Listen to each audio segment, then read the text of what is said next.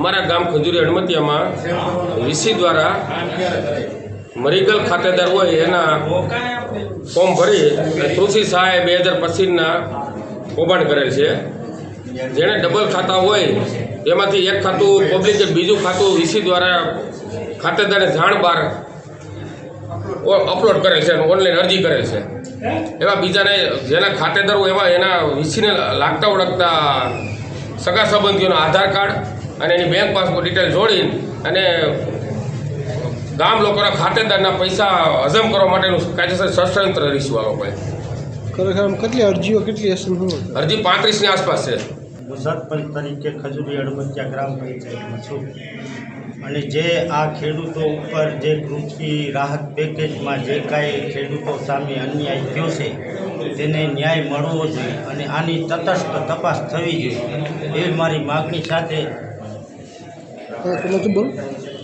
અને જે લોકોના જે ગુજરી ગયા છે એના નામ નાખ્યા છે, જેના આધાર કાર્ડ નાખ્યા છે, એની પૂરેપૂરી તટસ્થ તપાસ થવી જોઈએ એ સાથે હું વિનવું છું। ભારત માતા કી જય। ખાસ કરીને તમારા વિષયમાં અથવા કોઈ વિષયને તમને જાણ કરી હતી કે કાંઈ કરી હતી? ના, એ વિષયને આપણે એને આજે કાંઈ કોન્ટેક્ટ જ નહોતો થયો ને શું થયું એ મારી જાણ બહાર થયું છે। કૃષિ રાહત પેકેજ ફોર્મ કૌભાંડ, જેમાં અમારા ગામમાં 484 ફોર્મ ભરાણા હતા, એમાંથી 454 ફોર્મને માન્યતા આપી અને 30 ફોર્મ એવા હતા કે જેમાં કાંઈક અલગ અલગ વિગત હતી, જેમાં ખેડૂતોની જાણ બહાર 7 બાર કાઢેલી અને જે એના લાગતા ઓળખતાના આધાર કાર્ડ અથવા તો બેંક પાસબુકના ફોટા અપલોડ કરી અને ખોટા અને ફ્રોડ ફોર્મ ભરેલા, જે ટીડીઓને જાણ થતાં એણે જાણ કરી કે તમારા ગામમાં કૌભાંડ થયેલું છે કૃષિ રાહત પેકેજ સહાય। કુલ કેટલી અરજીઓ થઈ હતી અને કોના દ્વારા ભરાવવામાં આવી હતી? અરજીને કોણે ભરી હતી?